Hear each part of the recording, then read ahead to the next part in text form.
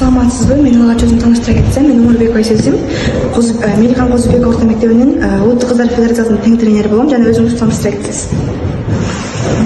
Саламатсыздар, мен Бешташ айыл өкмөтүнүн калба жана Батай Абанбай байдын айыл башчысы болуп иштейм. Атым Каныбек, фамилиям Беликов. Каныбек Калпашбаевич.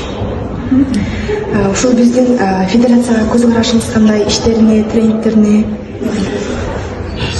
Жакшы иш, сон. Азыр биздин улуттук болуп аткандан кийин кыргыз элине билесиздер кандай сонунчуктар чыккан. Кырмандан Таткайны иштейм, мисалы. Көп айтып чык Туркия эжебиз болгон. Ушул жерде Мелихан Козубек болуп кетти. Ушул жерде Кыргызстандын атын дүйнөгө тааныткан жакшы инсандар болгон. Ушул түзүлгөн коомдуктар аябай жакшы, сону биз колдойбуз. Мындан да чоңоюп өзүбүздөр кыздар, эркектер кыла албаган ишти да көп учурда мыкты кыздарыбыз кылып келген. Биз сиздер менен сыйлыктанабыз. Мен катышабыз деген конкурсуңарга ийгилик каалайм.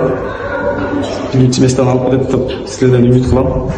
Силердин утушуңар биздин Абанбай байдын Бешташ айыл өкмөтүнүн жана Талас областынын сыйымдыгы деп ойлойм.